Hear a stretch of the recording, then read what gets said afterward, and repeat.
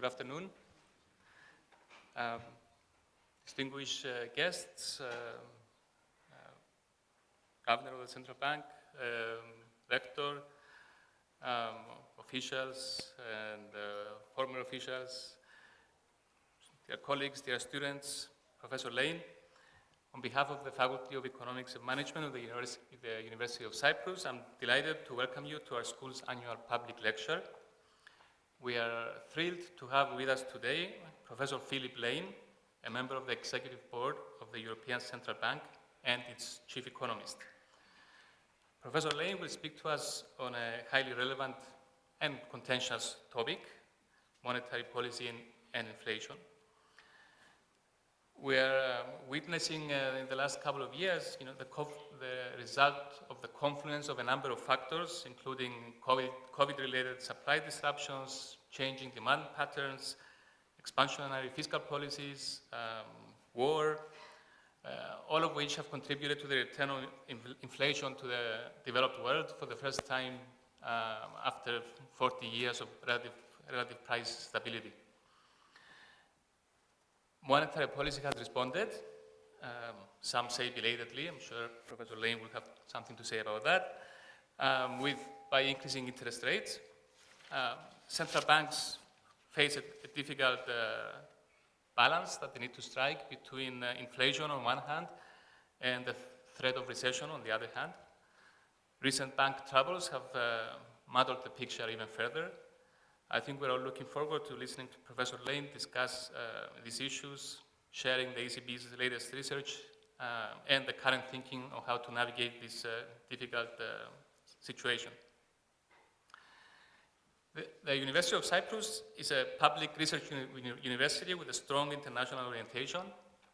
We strive to conduct impactful research of global significance and to provide our students with a learning experience that is comparable to what they could find in reputable institutions of higher learning in countries with centuries-old university traditions, like the university that Mr. Lane comes from. We also believe that we have a responsibility to act as a bridge between international scholarship and local society. We serve this goal in several ways, one of which is the organization of events like this one. Of course, these days, one can easily listen to speeches online. This one, for example, is live streamed and you can watch it from anywhere. But there is still great value in physical events that provide our students and the local community with the opportunity to see distinguished international speakers up close in person and to engage in discussions and exchanges of views. A few words about our speaker. Professor Philip Lane studied economics at Trinity College in Dublin, I believe about a 500-year-old university. He graduated top of his class and continued his studies at Harvard University, where he earned a PhD in economics. His first academic position was at Columbia University in New York, where he was an assistant professor of economics and international affairs. But as they say, home is where the heart is. So Professor Lane soon moved to Ireland, his native Ireland, to take up a faculty position at his alma mater, Trinity College.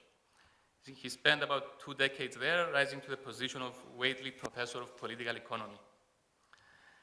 During this time, Professor Lane established himself as an elite international scholar. He has published dozens of papers in prestigious journals, including several in the American Economic Review, the flagship journal of the American Economic Association. He has more than 30,000 citations and an H index of 71 on Google Scholar, for those who know what these numbers mean. He has written on a wide range of topics in the area of international macroeconomics and financial markets, including on international capital flows, growth and corruption, inflation, fiscal policies, monetary policies, exchange rates, and international financial integration and financial globalization. One of his most notable contributions is the so-called voracity effect, the idea that countries without strong legal and political institutions grow more slowly than others. And the reason is that powerful interest groups manage to divert the gains from economic activity to themselves at the expense of overall welfare. So even as a response to favorable shocks, it can actually lead to lower growth, which sounds a bit paradoxical, but Professor Lane and his collaborators provide some evidence for that. In 2015, Professor Lane was appointed governor of the Central Bank of Ireland. He served from that post for 4 years until 2019, when he moved to Frankfurt to join the ECB as its chief economist and one of the 6 members of the executive board of the ECB. As the name suggests, the executive board is responsible for managing the day-to-day business of the European Central Bank and for implementing the decisions of the governing council. As chief economist, Professor Lane is responsible for providing strategic and intellectual leadership to the ECB's Directorate General in Economics, which conducts economic analysis and research to support the ECB's monetary policy decisions. He also represents the ECB in international fora and contributes to the work of international organizations. He's also the person who actually makes the suggestions for interest rate changes, which are discussed at the Governing Council. Professor Lane's public service record includes many other activities and appointments, too many to mention. I would like to single out one of them, which is his presidency a few years ago of the Irish Economics Association. This is the equivalent organization to the Cyprus Economic Society that we have here, who is a supporter and sponsor of this event. The Cyprus Economic Society is one of Cyprus's oldest professional scholarly associations, having been founded in 1962 with the general aim of promoting the study of economics in Cyprus. Our school, through its economics department, has had a long-standing collaboration with the Cyprus Economic Society, and we are grateful for their support. I now invite to the podium the rector of the University of Cyprus, Professor Tassos Christofidis, for a short welcome.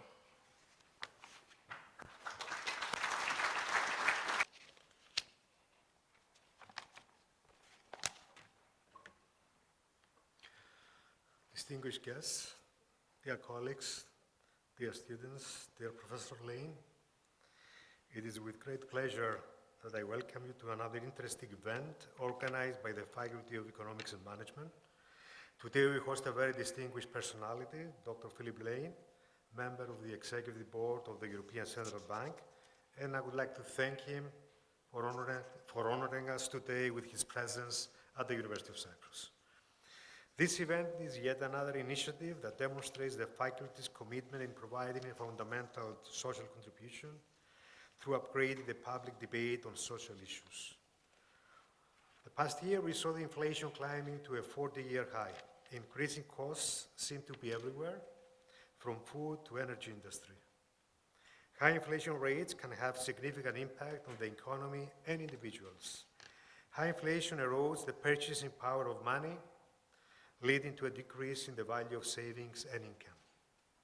This can make it difficult for people to plan for the future and may cause uncertainty and instability in financial markets. The COVID-19 pandemic created a textbook case of demand pull inflation. When lockdowns were lifted, people began buying again, but the purchases happened more rapidly than the slowed supply chain could handle, created a rapid shift in the economy as demand soared above supply. Also, the war in Ukraine was yet another reason of prices expansion. Russia and Ukraine supply the world with essential commodities, and because of the supply chain disruption the war has caused, sanctions were imposed and high prices became inevitable. In addition to prices expansions, the financial system seems to be under pressure. The rapid collapse of the Silicon Valley Bank in the United States is the largest bank failure since the financial crisis of 2008, sparking fears in markets and anxiety among investors. Considering all of the above, the role of monetary policy is very important in our days in the way of managing economic fluctuations and achieving prices stability. All actions to be taken should always be aimed at improving the standard of living with the ultimate goal of social well-being. I am confident that Dr. Lane's interventions will be informative and provide insightful knowledge on such a timely topic. I would like to thank you again for being here. I would like to welcome once more Professor Lane, and thank you all for your participation here in this very important event for the University of Cyprus and for our School of Economics and Management. Thank you so much.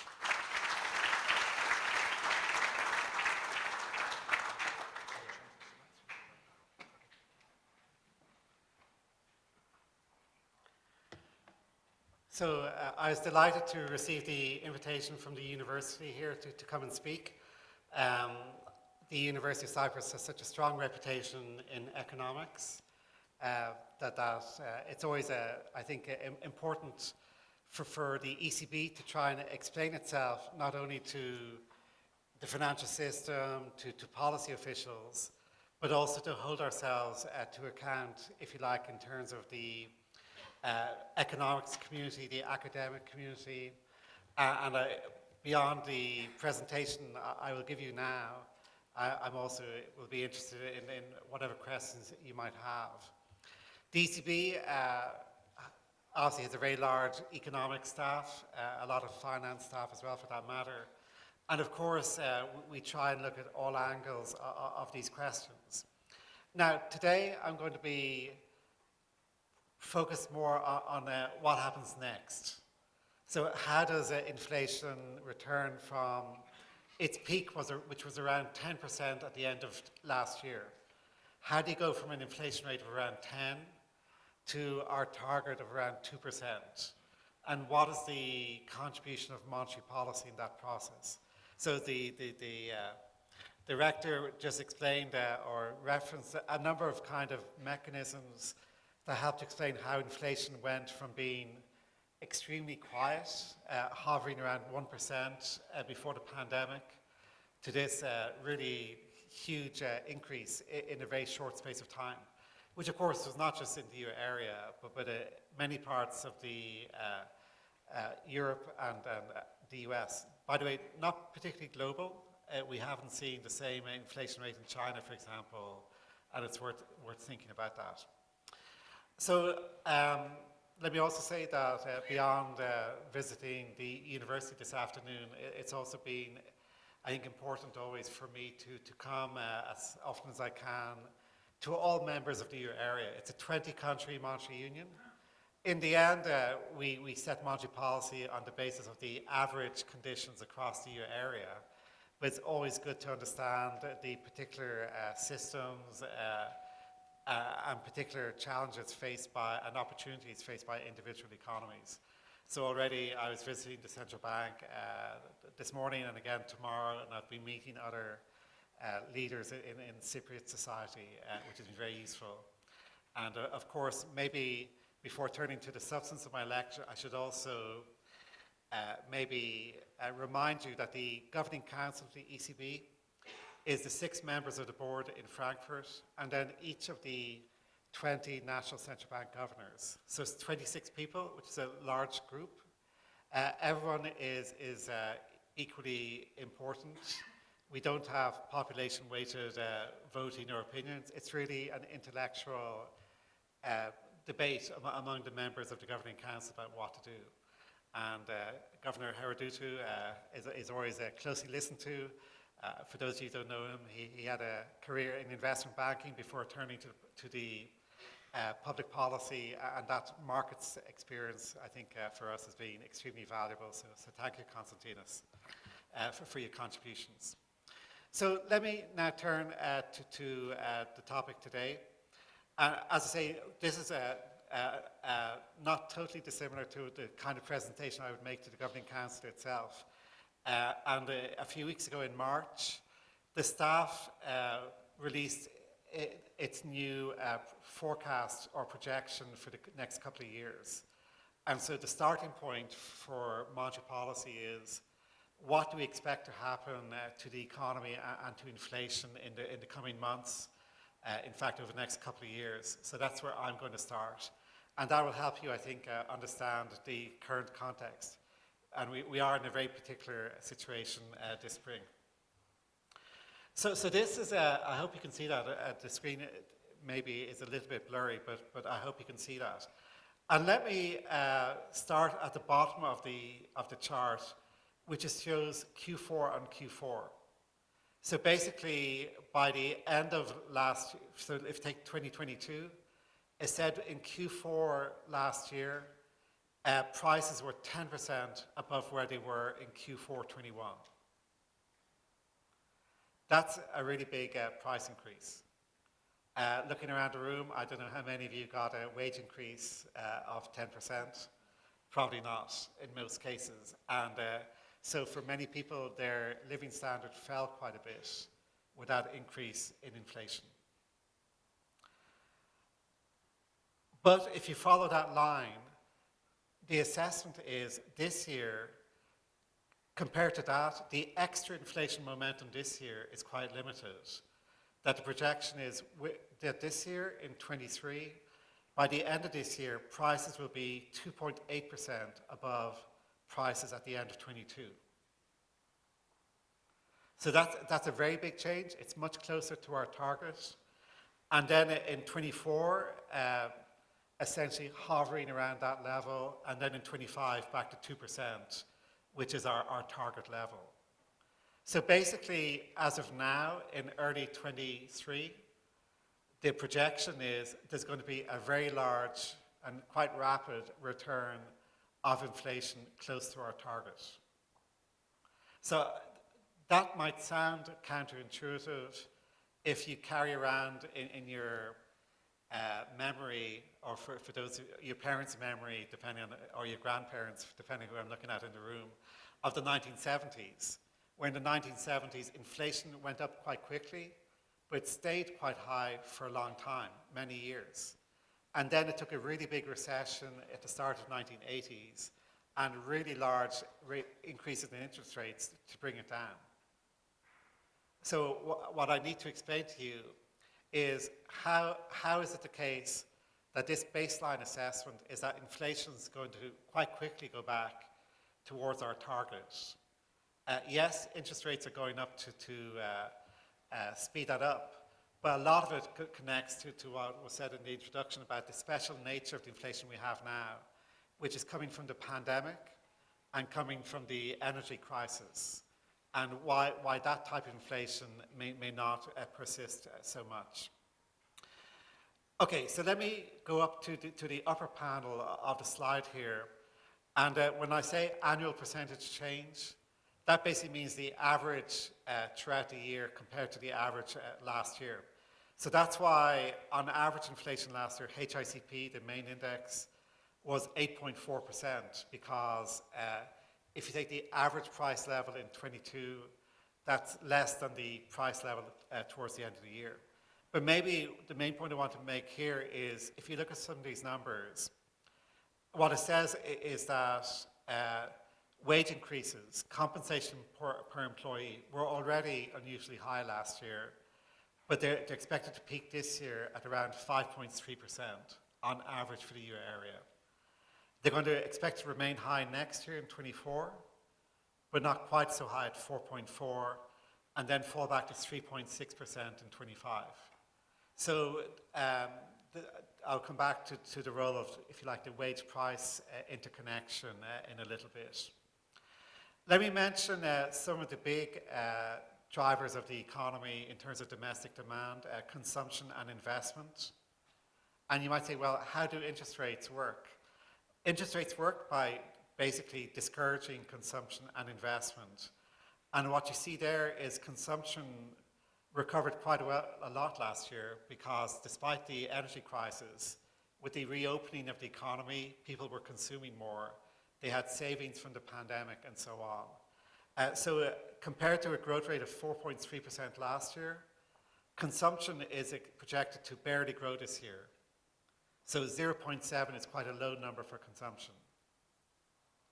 In other words, high interest rates this year are essentially encouraging people not to consume. But in fact, we think monetary policy works even more powerfully on investment. So last year, investment grew by 3.7. This year, it's basically flatlining at 0.3. And again, high interest rates work by discouraging investment. And I can come back to those points later on. Now, many of you will have read quite a bit or studied, and I think you'll read many times that typically a big drop in inflation is associated with a recession and a big rise in unemployment. We don't have that. If you see here, unemployment's basically flatlining in the mid-sixes. The mid-sixes is something in the euro area we haven't seen for decades. So how can we have a relatively strong labour market and inflation falling from about 10 to 2 point something this year? I'll come to that as well. And maybe I'll start with remembering the special role of the pandemic. What you see here is the dotted light blue line is how we thought the world would develop from the point of view of December 19 before the pandemic. We were not overly excited about the European economy in December 19, and it was just expected to plod along with some kind of modest growth rate. So the blue line, and here 100, the index is 100 in December 19. By this point, the solid vertical black line is now at the start of 23. We would have expected the European economy to be at 104. So it has grown about 4 percentage points from the end of 2019, so a bit more than 1% a year. Even now before the war, so December 21, that's the orange line here. We expected there was this kind of drop in the pandemic, that we would be well on track to recover to that trend. So it would take a while, but in 23 we would be back on trend. The red line is what we thought a few months ago in December, and that was much more pessimistic, well below the pre-pandemic trend. And now in March, which is the solid line, there's been a bit of an improvement because of the drop in gas prices. But that solid blue line tells you we are well below the pre-pandemic trend for the next number of years. So when you think about inflationary pressure in the economy, if you're well below potential output, and the rector was mentioning bottlenecks, what we think is happening for the next couple of years is the supply side of the economy is going to continue to recover. We have the easing of bottlenecks every day. We see this morning, by the way, car production in Germany, manufacturing production driven by cars, improving quite a bit, because essentially for years they were limited by bottlenecks. Now, this year, they can produce more because they now have the computer chips. So basically, normal correlations between output and inflation do not apply when you're recovering from a really big pandemic, which implied very large bottlenecks, very big restrictions on economic activity. So this is why when you do have the economy well below trend for several years, you can have the economy recovering without adding inflation pressure. And that's even more so when you think about what creates inflation. It's basically exporting is not particularly inflationary. What's inflationary is putting pressure on the domestic economy. And that comes from consumption and investment. And again, the dotted blue line is the pre-pandemic trend. And what you see here with the solid blue line, which is our latest view, again, far below the pre-pandemic trend for both consumption and investment. And if you look at those lines closely, you have this kind of fairly flat slope this year. Because of the high interest rates, it's further slowing down consumption and investment. And it's really the gap to potential output is determines inflationary pressure. Okay, so then one thing what's important to remember is really this episode has not really been a case of pure inflation. For me, pure inflation is an example where all prices are going up in the same way. So if all prices go up by 10%, then inflation is 10%, but there's been no relative price movement. The relative price of milk to eggs remains the same. Now, what's happened is relative prices have moved quite a bit in the last few years. Number one with the pandemic is it shut down the service industries because with stay at home. It put a lot of pressure, as was mentioned, on goods inflation because everyone wanted to buy goods at that time.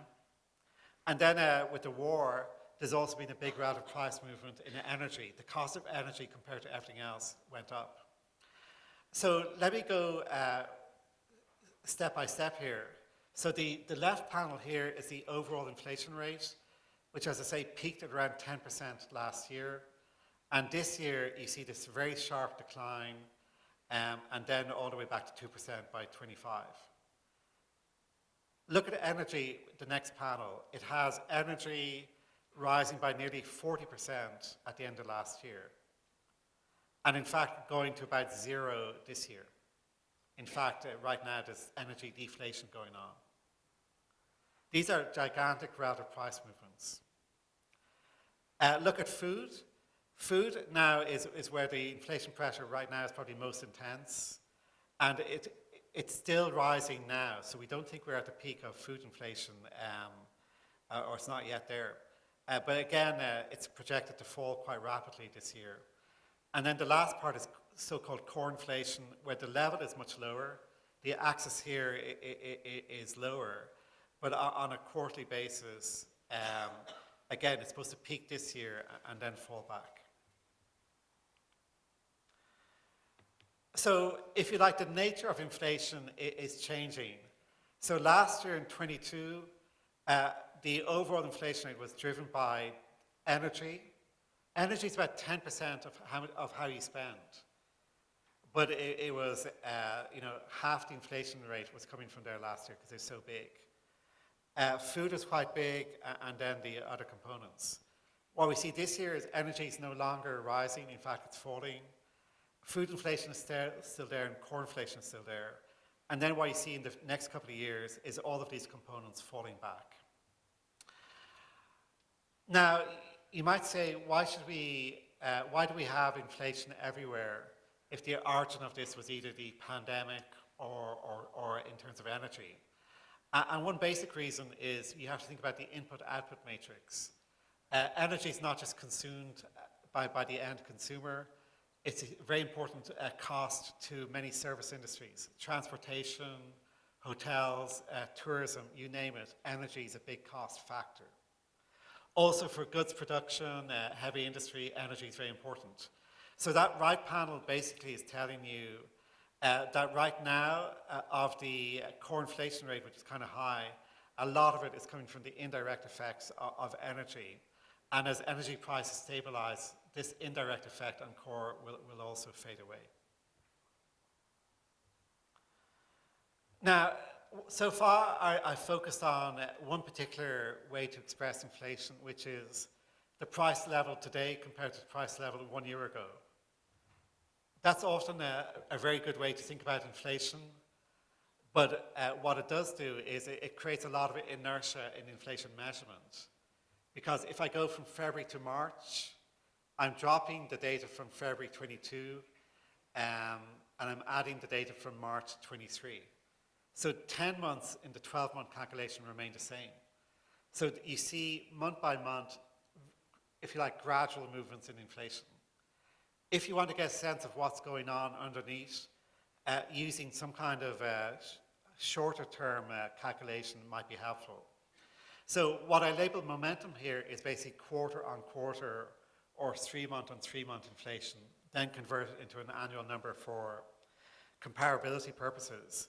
And so the left panel shows you that inflation, headline inflation is already now at 6.9, the solid blue line, on that 12-month basis. But if you look at it about what's happened in the most recent quarter compared to the previous quarter, headline inflation is now below 4%. So in other words, there was a big increase in prices last year, but not necessarily a ton more of price increases since last autumn to now. Now, there is a seasonality factor that right now, April, May, is when a lot of price increases for the summer happen. So this is seasonally unadjusted. The next panel shows you with energy, we're in a phase of deflation. So energy inflation now is minus 24%. So compared to the super high energy prices we had last autumn, they're about a quarter less now. So this is a very big decline. You might say my electricity bill has not yet come down, and that may be true here in Cyprus, but maybe the price you pay at the pump for petrol and diesel has come down quite a bit. However, and this is why the ECB still has headaches, look at food inflation. On a 3-month basis, it's still above 12%. We have not seen any big improvement so far in food inflation. We have not seen any big improvement. In fact, it's getting worse for goods inflation, where the 3-month rate is above the 12-month rate. And services inflation, again, is pretty high. So this makes it even more acute. How do we go from a situation where some of these measures remain quite high, even on a near-term basis? How do we go from there to having inflation so much lower by the end of the year? So let me focus, first of all, on food and goods inflation. So NIG, non-energy industrial goods, is a more technical term.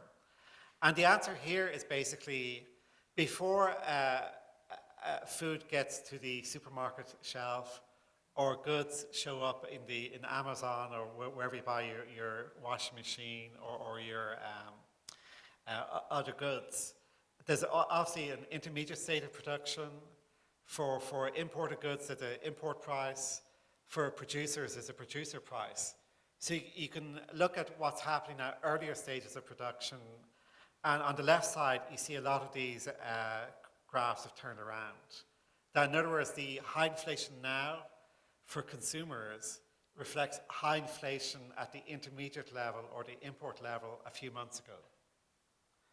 Now, as those prices have fallen at an earlier stage of production, the right panels, basically, the orange line is a predictor function, and the predictor function says we're at the peak now, and in the coming months, these prices should be more relaxed. We should see a deceleration in these categories. And that's why we do have these graphs back here, where very dramatic declines in inflation in those categories.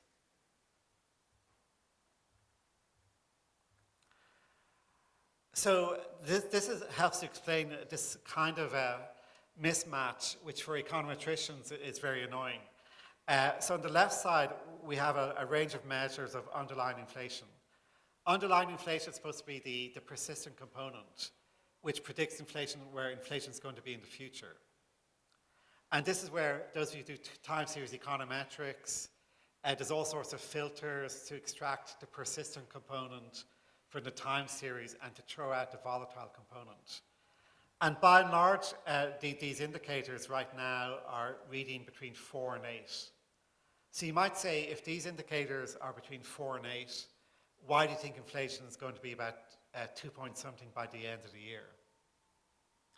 And the basic assessment we have is the special nature of the pandemic and the special nature of the energy shock means there's going to be more downward pressure than normal in those categories. So this is illustrated on the right side, which tells you that core inflation, if you chop up, for example, between sectors which use a lot of energy, which is the red line, and the green line, the light green line, which is sectors that do not use a lot of energy, you can see the really high inflation has come from those sectors which rely a lot on energy. However, that inflation should fade away to the extent energy prices have turned around. However, the blue line, which is services inflation, quite closely connects to wage inflation and to domestic profits. And this is where I think the big debate for this year is going to be, is we know wages are going to go up quite a bit this year because the real value of wages fell so much last year. And the question is, how can you reconcile wage inflation above 5% with overall inflation falling to about 2 or 2.9 this year? And the answer is, if you look at the special nature of profits in the last couple of years because of the pandemic. And what you see on the left, these are two nearly equivalent ways of doing it, but I do it both ways. So on the left, from the national accounts, I basically ask how much did profits go up since the start of the pandemic, and how much did wages go up in different sectors. And I divide it into two periods. One is until early 22. That's when the pandemic was still active. There was lockdowns, there were factory closures, there were people sick. And then what happened in the last 9 months of last year when Europe reopened. And what you see is during the pandemic itself, some sectors like mining and utilities made a lot of money. Agriculture made a lot of money. And then other sectors lost a lot of money, like at the very bottom, arts, entertainment, it's really contact-intensive service sectors which were basically shut down in the pandemic. So in that period, you can see there the blue bars, which are wages, were not doing very much. The big fluctuation in prices were coming from profits. And then once the pandemic began, last year, it's again the case that wages were not the big variation. It was the fact that it is a fantastic opportunity to raise prices last year, because firms could say, well, energy costs have gone up, so I need to raise my prices. Or I have a shortage of labor, I need to raise my prices. And they were doing it not only to meet their costs, because profits is the markup above costs. They did it more than that because with post-pandemic demand exceeding supply is a great time to raise prices. And you see that on both versions of this, that essentially last year we think there was an extraordinarily high profits increases. So this year, what we have is wages going up, but our assessment is firms will not be able to pass all of those costs on to the consumer. And they have room to absorb some of those wage increases through lower profits. Now that's a conjecture, let's see, but that is the assessment. So let me explain that. What we have here, and if you think about the middle panel here, real wages, last year compared to pre-pandemic level, they'd fallen to about 97.5. So a decline in real wages compared to before the pandemic.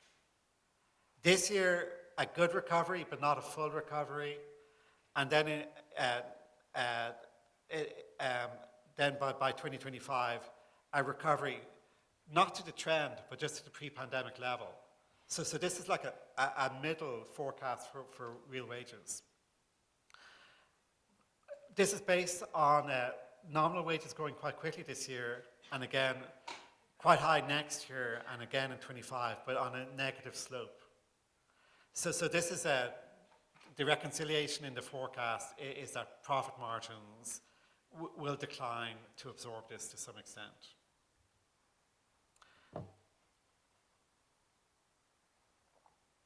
So what we are seeing is essentially wages coming in more or less with that pattern. So we always cross-check the forecast with what's going on. And now at the ECB, we have what's called a wage tracker, is every wage deal, every week across most of the countries in Europe, we update our forecast of wages at a high frequency. And we are seeing wages growing around 5% at the end of last year, which is more or less in line with what we expect. Now you might say, and I've heard it here also in Cyprus today, but there's going to be extra wage pressure because labour markets are so tight. So let me talk about the tightness of the labour market. And the left side shows you that the blue line is unemployment, which has been remarkably stable, and again very low by historical patterns. The orange line is the macro data on job vacancies, which are around 3%.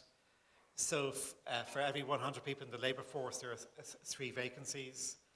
That's a relatively high number, and then the red line is a similar number from Indeed. The middle panel helps you to understand what's going on. The red line is employment, which is above its pre-pandemic level, but is more or less tracking the orange line, which is GDP. So since the European economy is continuing to grow, employment is continuing to grow. But what's interesting is the green line, which is hours worked. Hours worked is barely above its pre-pandemic level. A lot of the new employment is part-time. That's because a lot of people want to work part-time, because a lot of it is in the public sector. The public sector has expanded across Europe. It's not the case in the private sector that the labour market is red hot in the aggregate. Maybe it is in some sectors, but not in general. And then the big differentiating factor between the euro area and what's going on in America and the UK is the recovery in the labour force. You may have read that many people took early retirement in America. Many people in their 50s in the UK have dropped out of the labour force, including through ill health. What we have in Europe is a very good recovery in participation by older workers, an expansion in female employment, and in recent months, a return of immigration into the euro area. And so what we see here is the labour force has grown quite strongly. So you can reconcile employment going up with moderate wage increases if your labour supply is improving quite well. And that's what's happening so far in the euro area. Okay, so what I've given you so far is what the ECB staff have worked out. What do other people think? The left side gives you the projections from the market. So the market trades inflation forecasts, if you like, through different contracts. And they basically have a very similar view. They have inflation coming down very quickly to around 2%. So there's very little difference between the market view. And remember, people in that market have a big incentive to be correct because they're betting a lot of money on that. And so it's interesting that they have this kind of fairly common view. And then on the right side, we also have a big online survey of consumers, which is interesting in the sense of last year as inflation went up, they noticed. Their assessment of what's going on with inflation tracked that. But now consumers across Europe recognize inflation is projected to fall this year and projected to fall even more in the next couple of years. So the return of these future inflation expectations is helpful. Okay, let me spend the last 5 minutes on the monetary policy response. So the left side is a reminder that until July last year, our policy rate was minus 0.5. Now the policy rate is 3%, and the market is predicting it's going to go up a little bit more. So this is the market prediction. But then they're predicting not this year, but sometime maybe in 24 or in 25, we will start to reduce interest rates. And I don't show it here, but in general, they expect us to settle down in a few years' time with a policy rate of around 2. So what's happened with monetary policy is really two different elements. One is because inflation was chronically below our target of 2%, we had super low interest rates of minus 0.5, and we had a lot of QE, a lot of bond purchasing to try and get inflation back towards 2 from below. That's no longer our headache. So now the assessment is we will not have to go back to those extraordinary policies, that once inflation gets back to around 2%, we will normalize interest rates to around 2%. So if you think about the real interest rate, the interest rate minus inflation, that's around 0 in this calculation. And again, this is the market view. It's also the view of our surveys. So essentially, if you roll forward a few years, it's expected that the inflation rate will be around 2, the policy rate will be around 2, and having a real interest rate around 0 reflects all of the forces in the world where people want to save a lot and don't necessarily want to invest a lot, which keeps real interest rates quite low. So what we are doing now with the interest rate around 3 and possibly more to come is essentially we need a period of interest rates temporarily high to make sure that the demand conditions in the economy do not add to inflation pressures.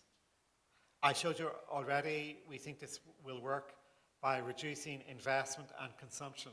Again, not into outright recession, but just basically to make sure we don't outstrip the recovery in supply in the coming years. The right graph kind of captures this in terms of calculations of the real interest rate, which you see here towards the end of the horizon will be back to around 0. But in the near term, real interest rates are around 1% or a bit above that. That's the real interest rate to a risk-free intermediary. That's not the real interest rate available to you. You have to add on the margin a bank would add on top of that in terms of lending to a firm or to a household. But that is essentially the way monetary policy will work. Let me emphasize, as we track this, say, okay, how's it going in terms of transmission into the economy?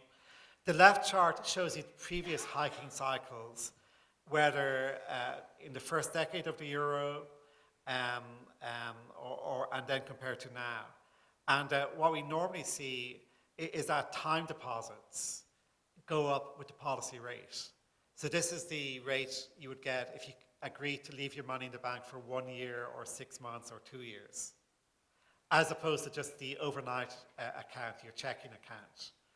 Whereas the interest rate on your overnight account typically doesn't go up very much, because people need it for transactions. This is happening on this occasion as well. In terms of the overall cost of bank funding, you see on the right panel, the green line is the cost of a bank issuing a bond. And that's gone from close to 0 to around 4. So now the overall cost of funding to banks is a mix, depending on their business model, between that high bond rate, the rising cost of deposits, where you see so far that's mostly they're raising the deposit rate available to firms more than to households. And in turn, because the cost of funding, they add a margin to that, the cost they charge in terms of lending to firms has gone up on the left panel. The credit standards mean it's not just the case they raise interest rates, they also are more likely to decline to lend. They say, oh, your collateral's not good enough, your business model's not good enough, and therefore the volume of credit is rationed, not just by raising the interest rate. And so you see there on the right panel, credit, which was growing quite strongly, has been 0 or negative in recent months. So there has been a stop or a kind of leveling out of credit. That's a mix of interest rates being so high people don't want to borrow, and also banks being unwilling to lend. But in terms of slowing down the economy, any project which requires debt financing is going to find it tougher under these conditions. The far right panel shows you different countries. So it obviously varies across countries, but in all countries the slope is negative. There's a deceleration going on from different speeds. The story is quite similar for households. The left panel shows you mortgages. Now, it's going up at different speeds in different countries, but in general, it's going up everywhere quite a bit. And on the right side, in terms of volumes, you see the volume of lending is coming down as well. So again, monetary policy is operating by making credit more expensive, which in turn reduces the increase in consumption and in investment. Let me finish with just some particular points. Depending on the banking system, there's quite a lot of differences across Europe. So the left chart shows you on the horizontal axis the spread between variable and fixed rate mortgages. And the vertical axis is the increase in the share of variable rate mortgages. And if you look at Italy now, the only fixed rate mortgages available are quite expensive. So in Italy, there's been a 30 percentage point increase in the take-up of variable rate mortgages. So this is over time, the more people have variable rate mortgages, the more exposed people are to changes in interest rates. The right side tells you across countries how much of the increase in the policy rate is available to households in terms of the rate of deposits in banks. And across Europe, now I don't show Cyprus here, I didn't think to do that, In many countries, it is operating, but in other countries where there's not too much competition and where there's a lot of deposits compared to lending demand, like Spain, like Portugal, like Ireland, it's much less. So the increase in policy in deposit rates, which again encourages households to save, not to consume, there is variation in the transmission mechanism across countries. Okay, let me compare. Recent weeks, there's been a lot of debate about banking systems and about the implications of high interest rates. So on the left side, you see in the US, there's been a big drop in overall deposits in the banking system of about 800 billion. And you can see in the left chart, you can say, well, banks can replace deposits by issuing more market funding, more bond funding, and therefore will be able to keep on lending just by changing their funding from bank deposits to bonds. The red lines are basically invisible in America. That's not happened. It's just been a collective shrinkage in the funding of the banking system. However, in the right side, what you see, what's going on in Europe, is basically so far the collective funding of the banking system has not particularly changed. There has been some outflow of deposits because people want to buy a government bond which offers a high interest rate. They want to buy a money market fund. But banks have replaced that funding by issuing bonds. So the overall amount of funding to banks has been stable. So it's quite a different dynamic. Another way to express that is here. You see on the left chart what's happened in the US is many people have just moved from a bank deposit to a money market fund, which is far more developed in the US. Whereas in Europe, and here what we see here is so far households are not particularly reducing their deposits, but the OFIs are kind of other financial intermediaries outside of banks. They are reducing their bank deposits, but what they're buying instead are basically bank bonds, which is the demand side of the supply side story I told you a minute ago. So this is why we say in our assessment, and the external assessment, is the European banking system is stable. There's no particular reason since we have good capital ratios, good liquidity ratios, that essentially the banking system does have to adjust to higher interest rates, but we don't have the volatility that is in the US data. So maybe at this point I will stop. I've tried to convey quite a bit here about why we think inflation is going to drop this year. And basically a lot of this coming out of the fact the inflation originated in the pandemic and the energy crisis. But those, if you like, shock factors are not likely to lead to persistent inflation. And this is why we do think inflation, and not just us, the external view, is that inflation will fall back quite a lot this year. But this is dependent on fairly moderate wage increases. So not a wage price spiral, but some kind of moderate restoration of real wages in a phased way. And it does assume here that essentially those wage increases will be partly offset by lower profit margins compared to the high profit margins last year. And then in terms of how interest rates work, they're working through the financial system the way we might expect. But again, every month, more and more people will adapt to high interest rates, and then the power of monetary policy will get even stronger. So with that, let me stop, but I'm also happy to see if there's questions or comments.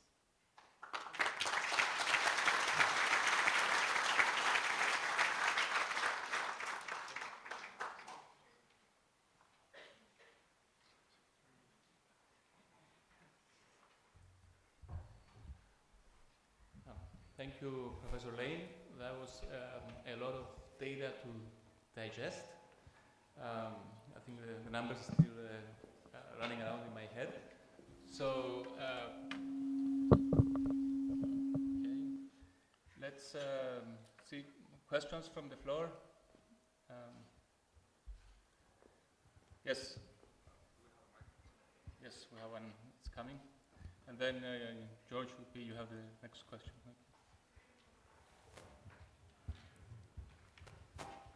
Hello. I'm My name is Andreas. Thank you for the presentation. Quite a qualitative presentation, you know, full of data and a lot of diagrams. And I guess my question goes a bit into that.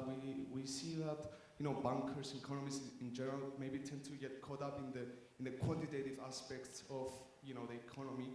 But we have seen that sentiments, words, tweets, perhaps are getting a little more important in today's world. They can move markets. They can even tend to even cause bank runs, as we have seen with Silicon Valley Bank, with the Credit Suisse Bank. And even though the conversations were like, especially in the Credit Suisse, that we have strong liquidity ratios, strong CET1 ratios, etc., it doesn't really market. And I feel like, you know, maybe that we need to invest more in getting the message across to the public, you know, getting a bit down from the quantitative aspect into more investing into the dialogue with the public. We have seen in the US they have started to do that perhaps, you know, every time that Jerome Powell and Janet Yellen talks, there's like so much attention to every word they're saying.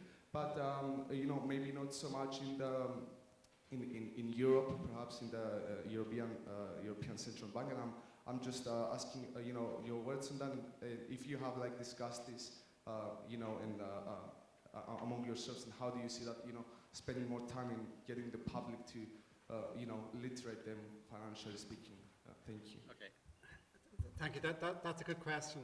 But of course, we would spend a lot of time thinking about this. So before getting to the kind of policy response, let me say first of all, and again, there's many students here, part of what's happened now is we would invest a lot in sentiment analysis.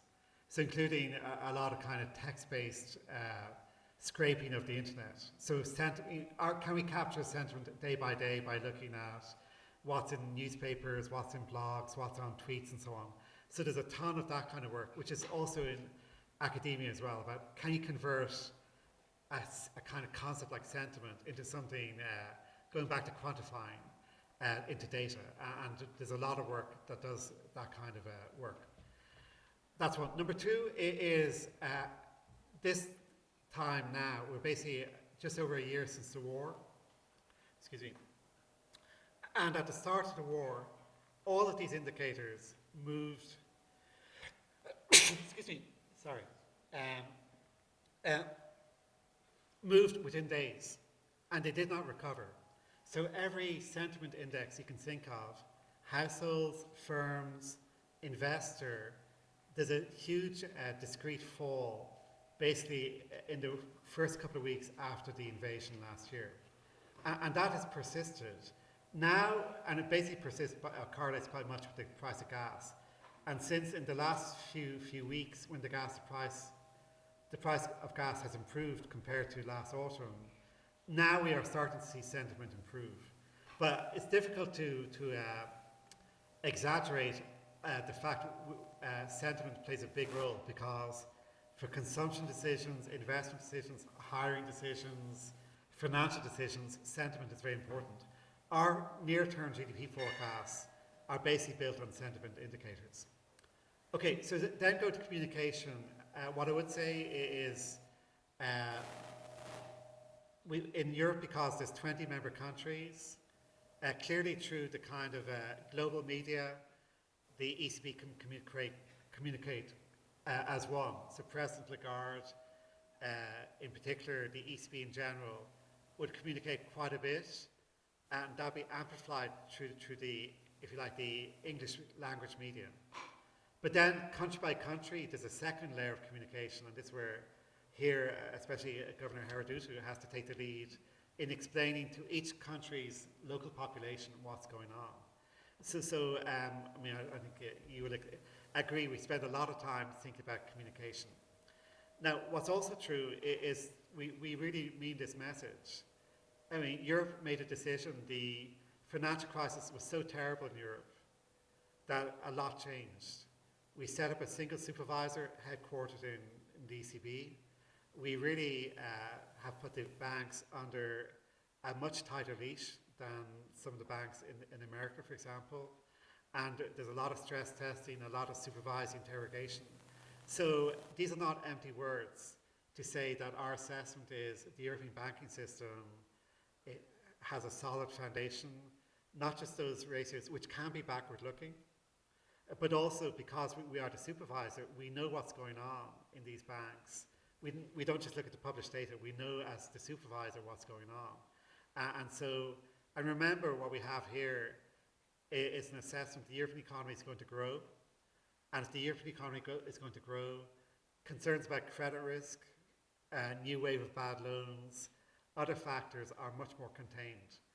And so this is why, essentially, of course we care about the spillover from the US and from Switzerland, but the base case is the banking system is going to be in solid shape. Okay, George will have the. You have that. Thank you, Professor Lane, for a very interesting presentation and talk. We are used to, in the conduct of monetary policy, to increase interest rate and adjust accordingly the liquidity in the market. Now, in these days, we see increasing interest rate, and only recently the ECB is adjusting its balance sheet. And the question is, how do you see the effectiveness of the monetary policy if we take to the account that the operational framework, as a result of the excess liquidity, is not working properly, the corridor system?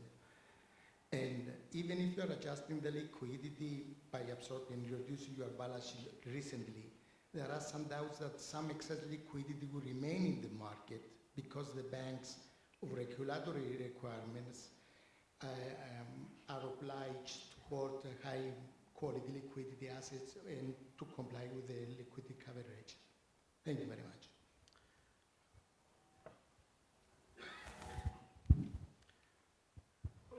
Maybe if you want to ask a question, then I'll take the two together, maybe.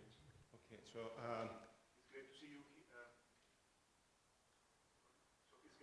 here. Philip.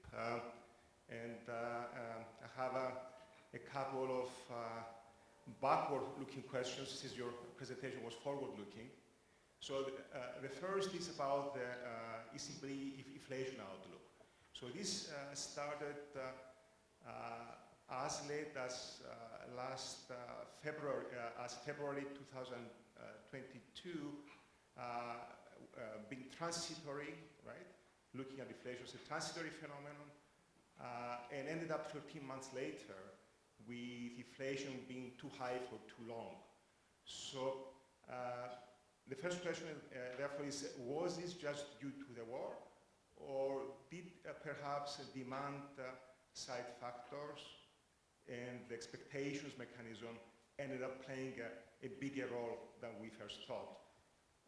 The second question, it's really about the large euro depreciation that we saw between the summer of 2021 and the early fall of 2022. So has the ECB estimated the impact of this large depreciation of about 20+% relative to the dollar on energy imports and other imports, and the extent to which this was induced perhaps by the differential policy rate path of the ECB relative to the Fed? So that's Okay. Thank you for those questions. So the first question brings up a lot of issues, but let me make a few points here, and again, for those of you studying monetary economics. So what is true is currently the relevant policy rate is the rate at which we pay banks for deposits. Because there is excess liquidity, so on net, the banks have deposited a lot of money with us. Where does that come from? It comes from the fact that through our quantitative easing program, we injected a lot of liquidity into the system, which actually only now, April is the start of kind of partial reinvestment. Only now is the bond portfolio going to shrink. Also through our TELTRO program, we lent a lot of money to banks. That has been shrinking, in recent months quite a bit. But in overall levels, there is a lot of liquidity out there. But for a lot of economic activity, what matters is the price. And the floor on the pricing is our deposit rate. So going from minus 0.5 to 3, so 350 basis points, that's fully passing through. So at that level, if you have excess liquidity, it changes the mechanics of how monetary policy works, but we can fully execute the impact on the yield curve.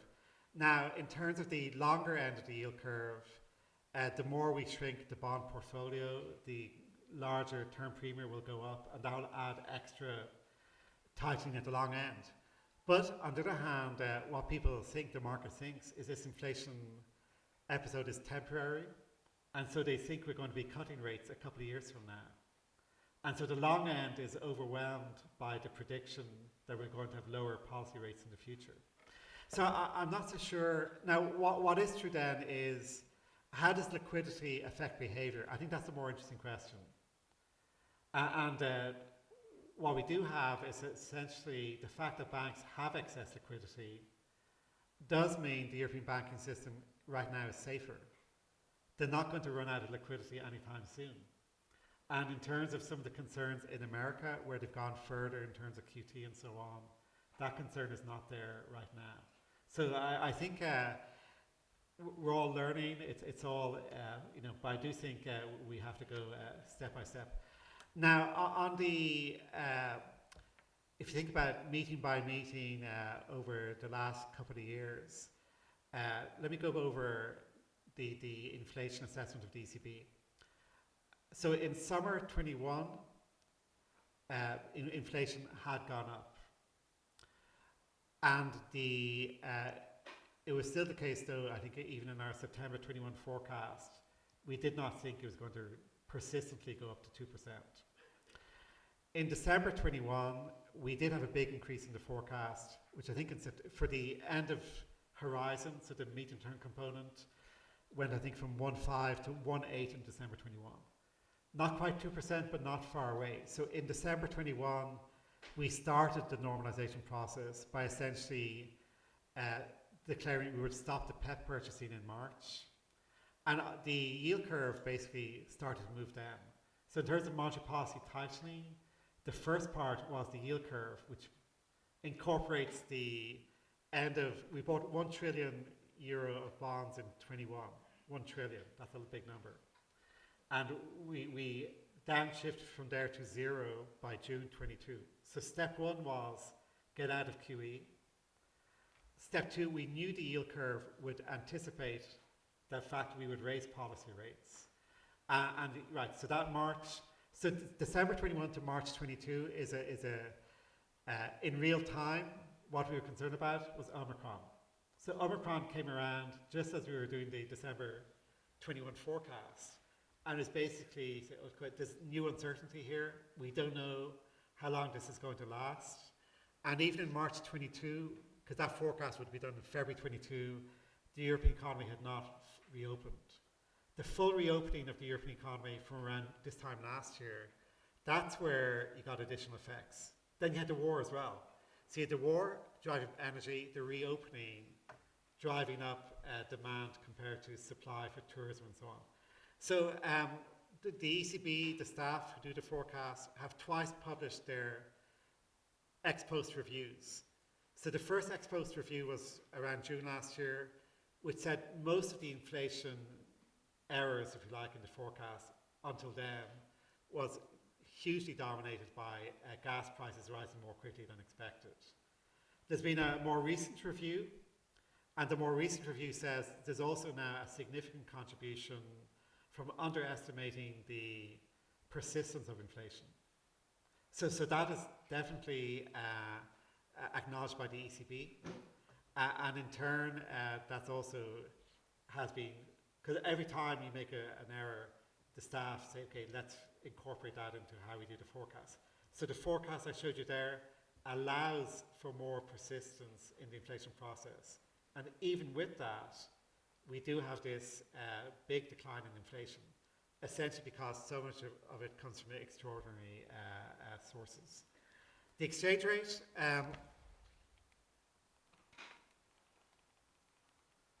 there's an interesting thing in the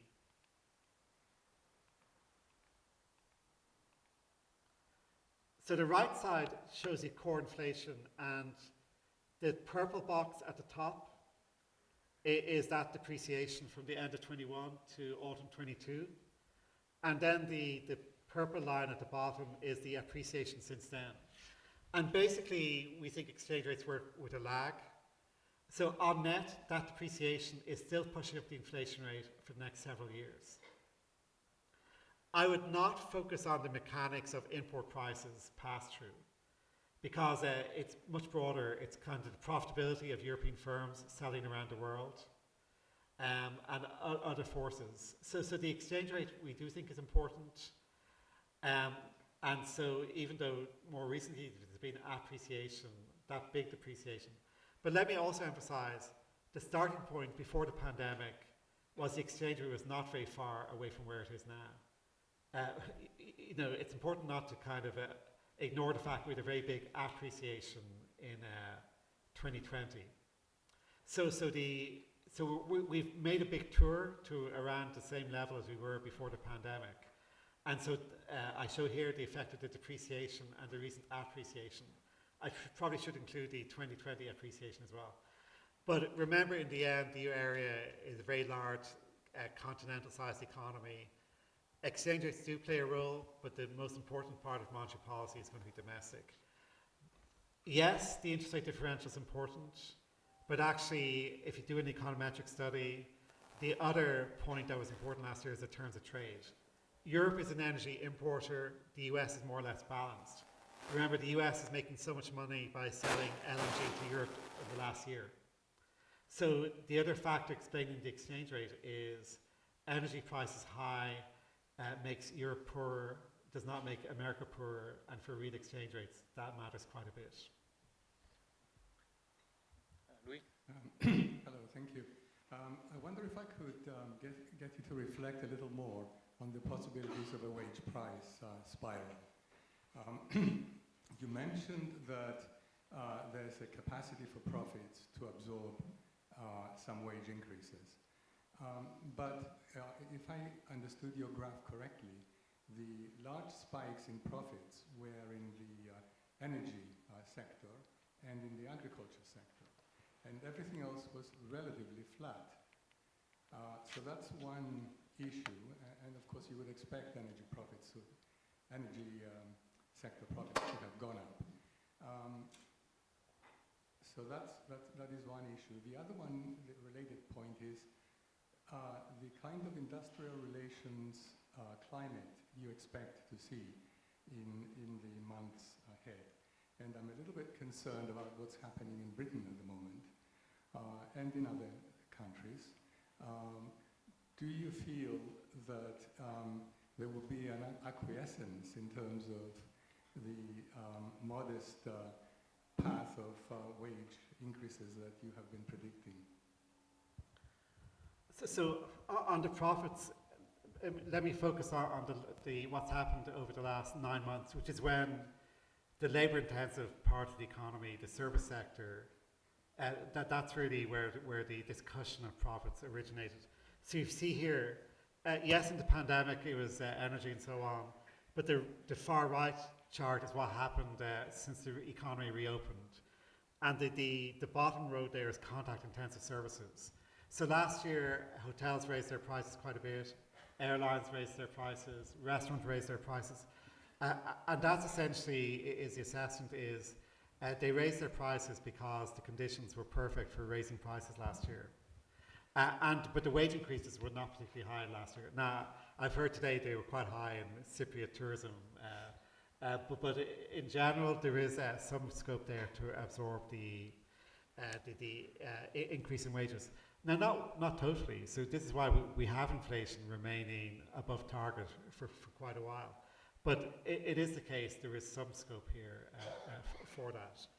You see that also in manufacturing as well, and construction for that matter. The second question is, I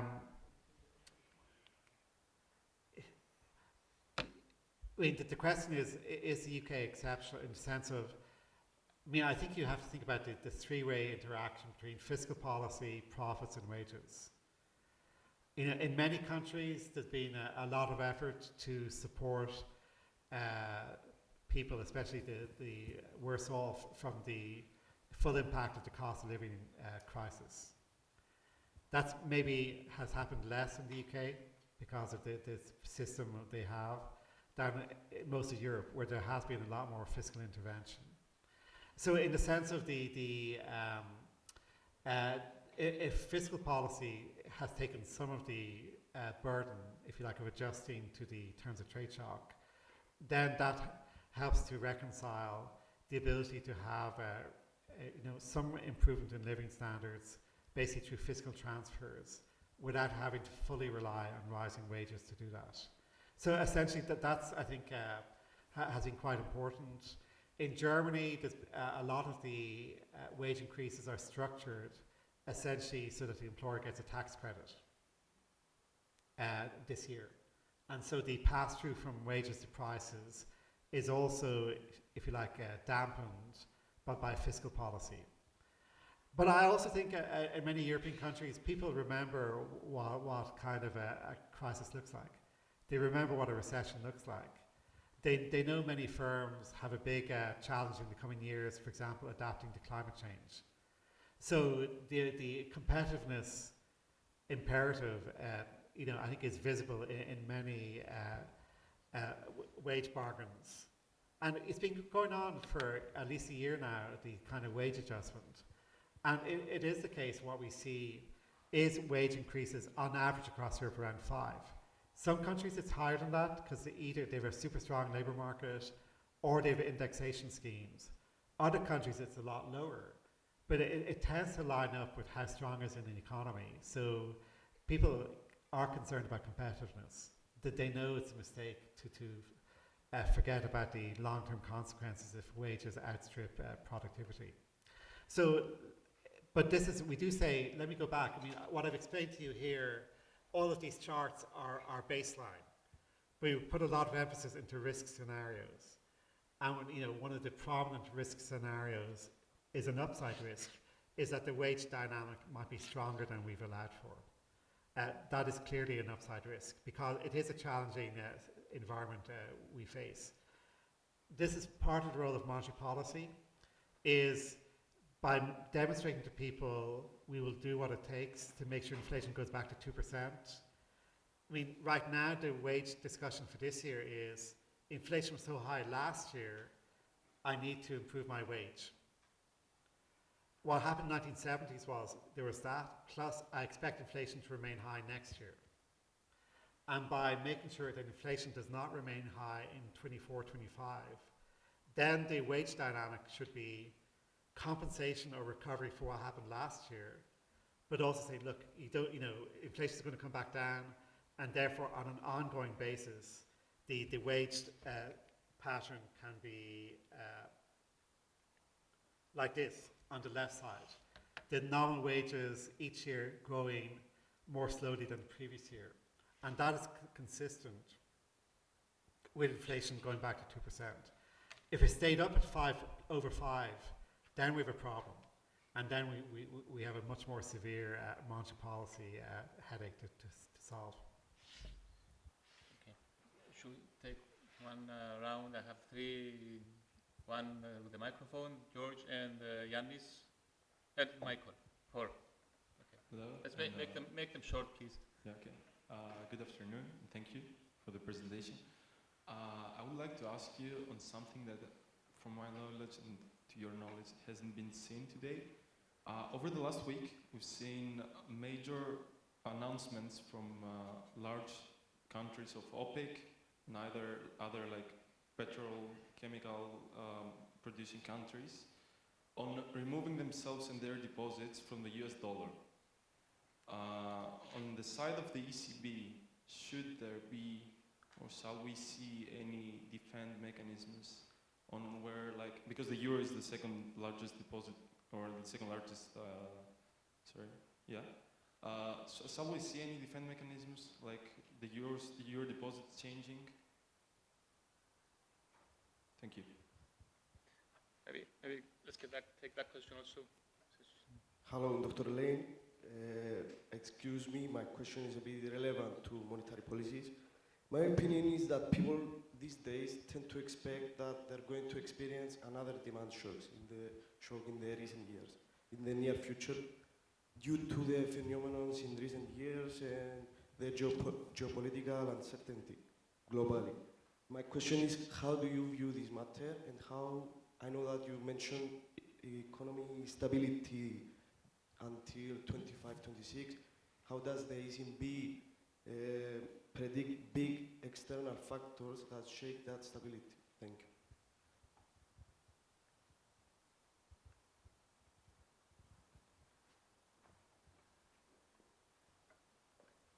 Do you want to start with those two, maybe, and then No, it's okay. I'll take three. Okay. Hello. I will have two contenders. Thank you. All right, we're going back to 2% inflation, 2% basic rate, which means zero real interest rates, yet again.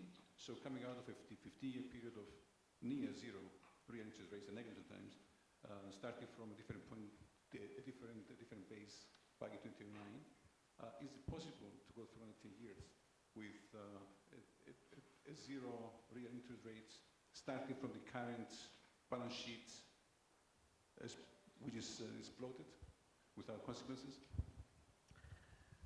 Okay, so those are three very good questions. So let me take them in order. So the first question, and there's a lot in the air about basically, is how the world organizes its transactions going to change? So typically, a lot of international trade around the world has been in dollars. In Europe, it's been a lot has been in euros. So the euro is sufficiently big to be the second currency. But of course, it's possible for large countries like China to say, if I'm going to transact with you, I want the trade to be, in yuan, for example.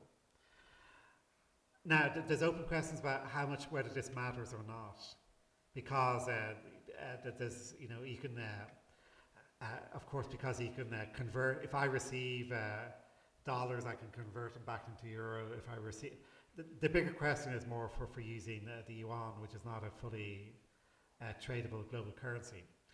But I think many people who look at this will say it is not quite possible.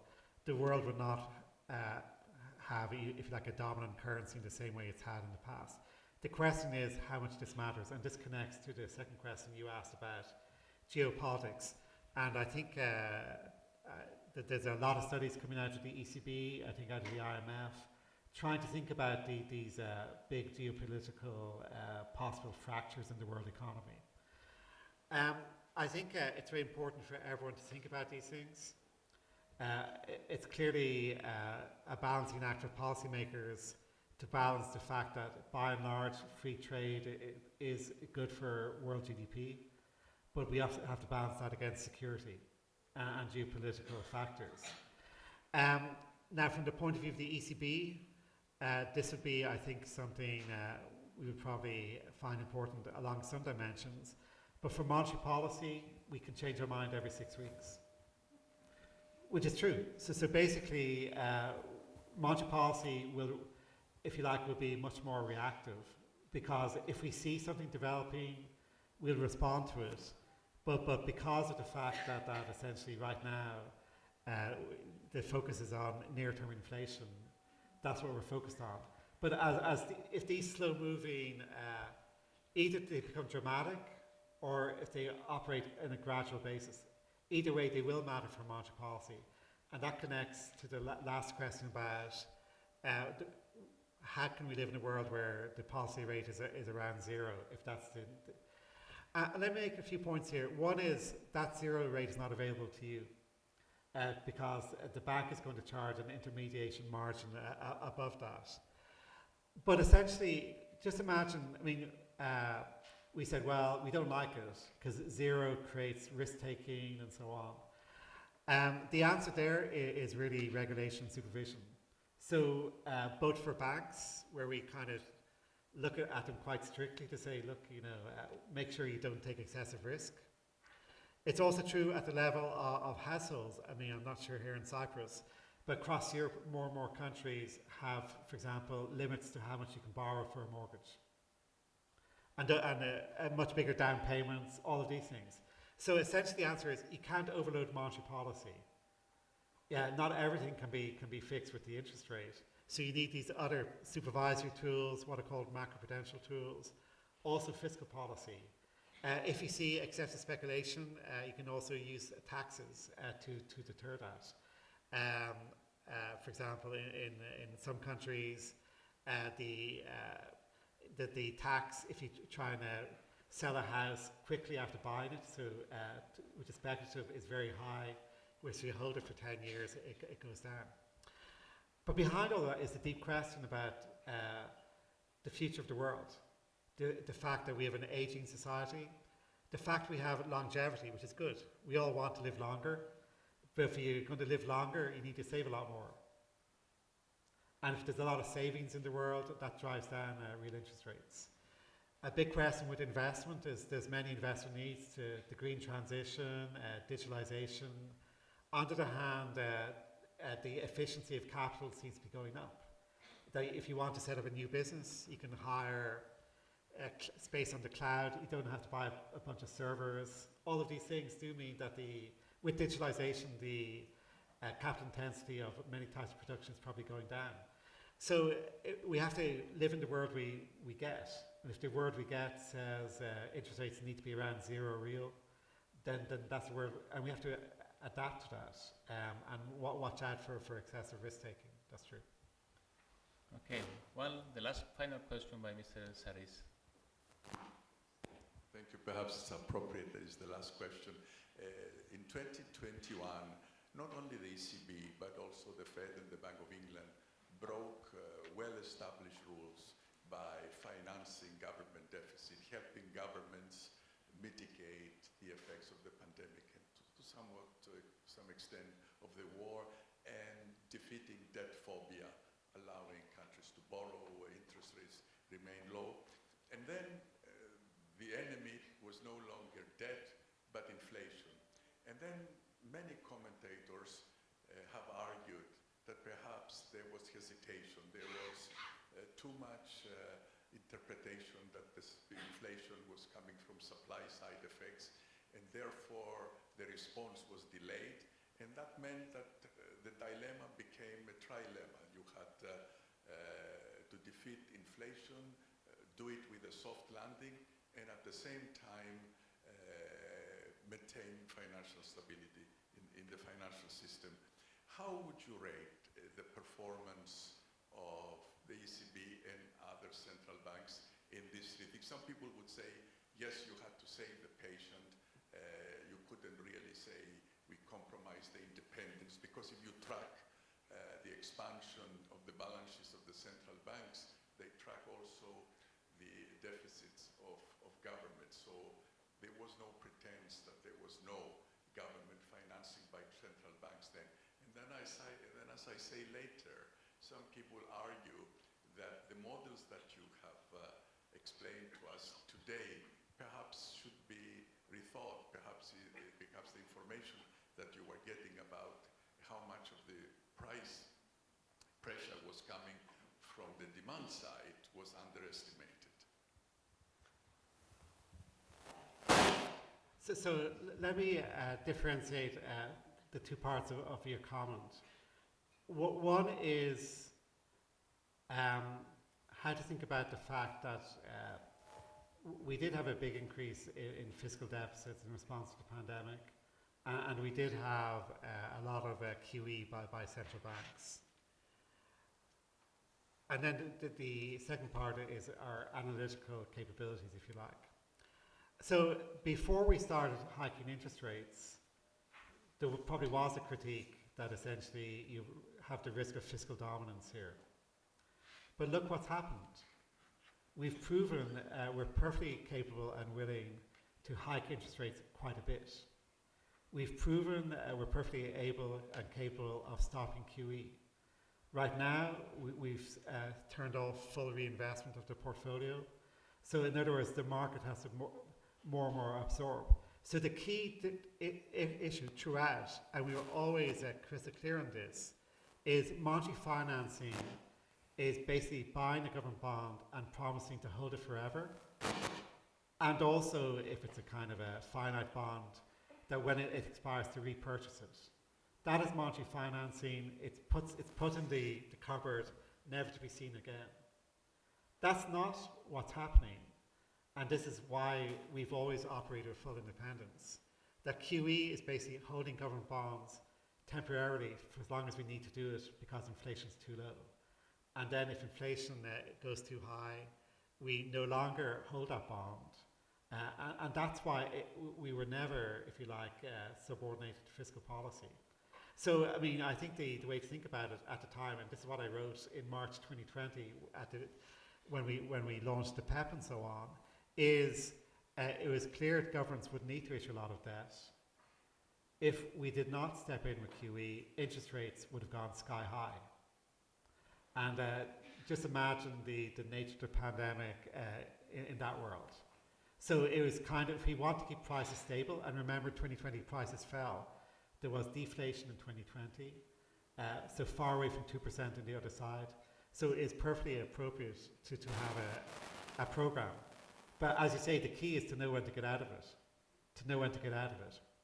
So then the question is, were we let down by the models? And this is where what I said earlier on is, basically the first assessment is basically a big shock. All models have shocks, and if the shock happens, then your forecast is going to be off. And this is going to be one of the big questions ongoing is, if you think of it as mostly a big shock, and this is like a once in 50-year event, then the models may not need all that much by way of adaptation. It's just to think about how to handle shocks as opposed to in endogenous dynamics. What I have said also though is we do think now there's more persistence than we originally allowed for. That's true. So then the question is, does that mean you permanently stick in more persistence into the model? Or should you basically run satellite models where essentially what happened is firms, instead of doing once a year price adjustment, so time-dependent price adjustment, they went to state-dependent price adjustment quite quickly.